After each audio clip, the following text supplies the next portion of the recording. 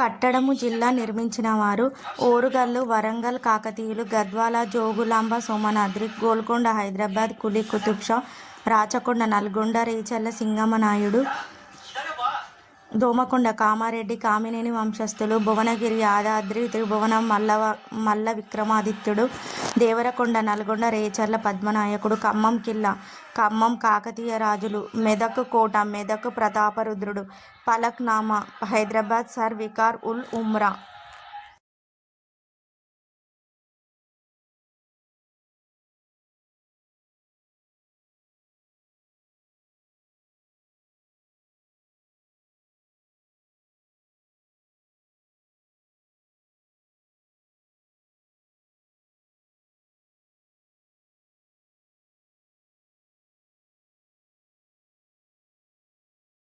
శంకర సముద్రము కానాయపల్లి, రంగసముద్రం శ్రీరంగపురం, వీరసముద్రం తాటిపాముల, మహబూబ్పాల్ సముద్రం పెబ్బేరు, కృష్ణా సముద్రం సంకిరెడ్డిపల్లి, గోపాల సముద్రం వెల్డూరు, రామసముద్రం రాయిన్పేట్.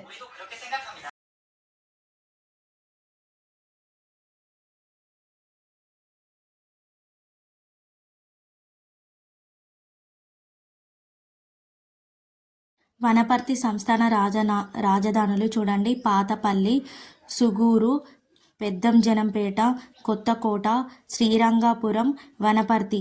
ఇవి ఒక్కొక్కసారి మనకి ఎడ్జిటీలో సీక్వెన్స్గా కూడా అడుగుతారు ఫ్రెండ్స్. తర్వాత ఒక్కొక్కసారి ఏమో కింది నుంచి మీదికి, అంటే మీది నుంచి కిందికి కూడా అడుగుతాడు.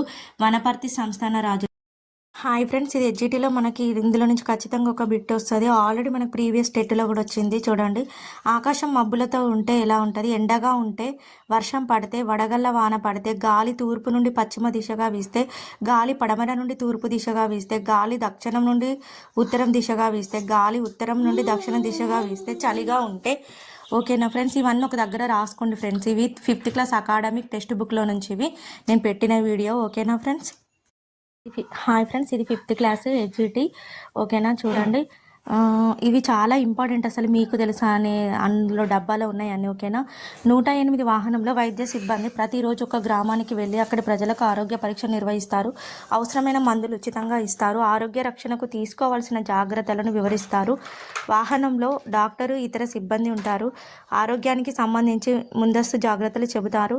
108 నెంబర్కు ఫోన్ చేస్తే ఉచితంగా ఆరోగ్య సలహాలు ఇస్తారు. అంతేకాదు ఏ సమయంలోనైనా సహకరిస్తారు. ఇదంతా ఒక దగ్గర రాసుకోండి ఫ్రెండ్స్. ఓకేనా ఫ్రెండ్స్, ఇది 5th క్లాస్ ఈవీఎస్ చూడండి. మీకు తెలుసా అన్న బాక్స్ చూడండి. గాలిలో అనేక వాయువులు ఉంటాయి. ముఖ్యంగా నత్రజని, ఆక్సిజన్, కార్బన్ డైఆక్సైడ్, నీటి ఆవిరి ఉంటాయి. వీటికి రంగు, రుచి, వాసన ఉండదు. కావున గాలికి కూడా రంగు, రుచి, వాసన ఉండదు. చూడండి, గాలికి కూడా రంగు, రుచి, వాసన ఉండదు. ఈ వాయువులు కంటికి కనబడని చిన్న రేణువుల రూపంలో ఉంటాయి. గాలిలో ఎక్కువగా ఉండే వాయువు నత్రజని, ఆ తర్వాత ఆక్సిజన్ ఎక్కువగా ఉంటుంది, కార్బన్ డైఆక్సైడ్ తక్కువగా ఉంటుంది. ఇది మొన్న ఎడ్జిటీలో కూడా మనకు వచ్చింది. మళ్ళీ తర్వాత మనకు మొన్న టెట్లో కూడా వచ్చింది ఫ్రెండ్స్ ఇది. ఓకేనా. గాలిలో మనకు ఎక్కువగా ఉండేది ఏంటి, తక్కువగా ఉండేది ఏంటి అని వచ్చింది. ఇది మీరు రాసుకోండి ఫ్రెండ్స్. ఓకేనా ఫ్రెండ్స్, అంటే ఒక బుక్ తీసుకొని ఇవన్నీ ఒక దగ్గర రాసుకోండి. నేను చెప్పేటి అన్ని ఇవన్నీ మనకు తెలుగు అకాడమిక్ టెక్స్ట్ బుక్ నుంచే ఫ్రెండ్స్. ఓకేనా. బుక్ లేని వాళ్ళకు కూడా చాలా యూజ్ అవుతుంది ఫ్రెండ్స్ ఇది. ఓకేనా. ఇవి చాలా వెరీ వెరీ వెరీ ఇంపార్టెంట్. ఇవి ఎడ్జిటీలో మనకు ఖచ్చితంగా ఒక బిట్ వస్తుంది, టెట్లో కూడా వస్తుంది. ఇవన్నీ ఒక దగ్గర రాసుకోండి ఫ్రెండ్స్. ఓకేనా. ఇది తెలుగు అకాడమిక్ టెక్స్ట్ బుక్ ప్రకారం. ఓకేనా.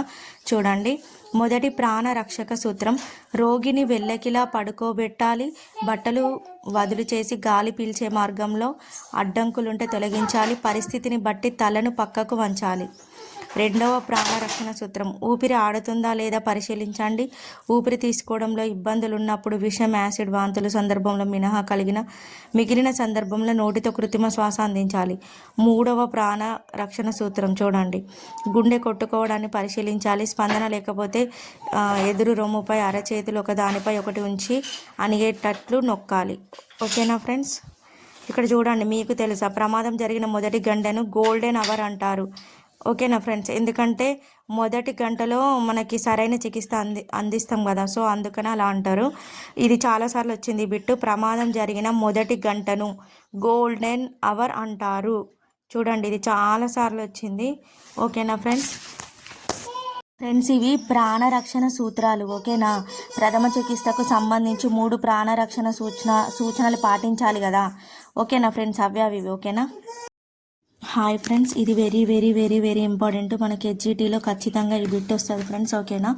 చూడండి, గుండె ఆగిపోతే ఏం చేయాలి. ఇప్పుడు మనం అతి ముఖ్యమైన సిపిఆర్ అంటే ఏంటో తెలుసుకుందాం. ఎవరైనా వ్యక్తికి తీవ్రమైన గుండెపోటు వల్ల కానీ, తీవ్రమైన కరెంట్ షాక్ వల్ల కానీ, ఇంకేం కారణం వల్ల కానీ గుండె ఆగిపోయే అవకాశం ఉంటుంది.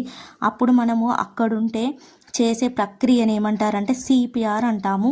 సిపిఆర్ అంటే చూడండి కార్డియో అంటే గుండె ఓకేనా. పి అంటే చూడండి పల్మనరీ ఊపిరితిత్తులు ఓకేనా. చూడండి ఆర్ అంటే మనకి ఏంటిదంటే రెసిస్టేషన్ చూడండి అంటే చూడండి రీస్టార్ట్ అన్నమాట, తిరిగి స్టార్ట్ చేయడం అంటాము. ఇది ఎలా చేయాలంటే గుండె ఆగిపోయిన వ్యక్తి ఛాతి మధ్య ఎముక అంతమైన చోటు నుండి 2 నుంచి 3 అంగుళాల పైన మీ అరచేతితో అదిమి పెట్టి మీ చేతిని నిటారుగా ఉండేట్టు చూస్తూ మధ్య ఎముకపై 30 సార్లు ఒత్తిడి కలిగించాలి. మరీ గట్టిగా కాకుండా సున్నితంగా కాకుండా.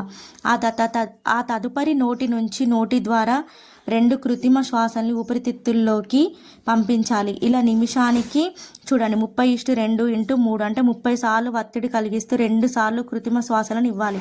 ఇలా 3 సార్లు చేయాలి. ఇలా ఆ వ్యక్తి గుండె స్టార్ట్ అయ్యేంత వరకు మనం ప్రయత్నం చేయాలి. కృత్రిమ శ్వాసలోనికి పంపించినప్పుడు ముక్కు రంధ్రాల్ని మూయడము, గెడ్డాన్ని పైకెత్తడం మర్చిపోవద్దు సుమా ఓకేనా ఫ్రెండ్స్. ఇది ఒక బుక్లో రాసుకోండి ఫ్రెండ్స్. ఇది very very very very important bit. ఇది హెచ్జిటీలో కూడా వస్తుంది, టెట్లో కూడా వస్తుంది. ఇది ఎప్పటికైనా మనకు యూజ్ అవుతుంది. ఇది తెలుగు అకాడమిక్ టెక్స్ట్ బుక్ ప్రకారం నేను చెప్తున్నాను ఓకేనా ఫ్రెండ్స్. మీరు ఒక నోట్స్ తీసుకొని ఇవన్నీ ఒక దగ్గర రాసుకోండి ఫ్రెండ్స్ ఓకేనా. Very very important friends. ఇది మనకు ఇంతకుముందు మనకు అన్ని గ్రూప్ 4లో కానీ గ్రూప్ 2లో కానీ ఖచ్చితంగా మనకి సిపిఆర్ అబ్జర్వేషన్ అడుగుతారు. చూడండి అన్ని కాంపిటేటివ్ ఎగ్జామ్కి మనకి ఇవి చాలా యూజ్ అవుతుంది ఫ్రెండ్స్ ఓకేనా. హాయ్ ఫ్రెండ్స్, ఇది మొన్న రీసెంట్గా కూడా మనకు టెట్లో వచ్చింది. మొన్న 2025లో టెట్ ఎగ్జామ్ జరిగాయి కదా, అందులో బిట్ వచ్చింది. మనకి డిఎస్సిలో కూడా ఇవి చాలా, హెచ్జిటీలో కూడా చాలా బిట్స్ వచ్చాయి ఫ్రెండ్స్.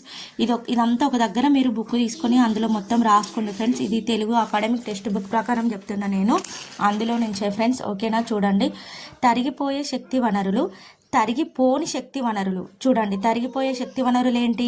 పెట్రోల్, డీజిల్, కెరోసిన్, బొగ్గులు తరిగిపోయే శక్తి వనరులకు ఉదాహరణలు ఓకేనా.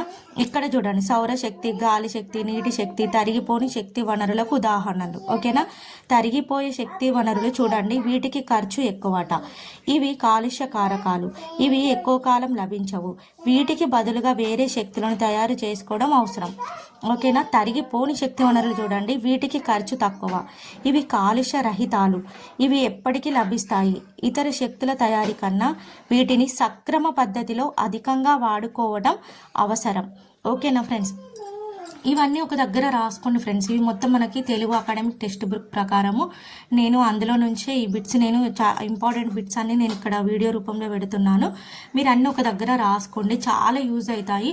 అంటే ఊకే మనం బుక్ పట్టుకొని ఎక్కడ జర్నీ చేసినా ఎటన్నా వెళ్ళినా కూడా మనం సెల్ చూసుకుంటే చదువుకోవచ్చు కదా ఫ్రెండ్స్ ఓకేనా.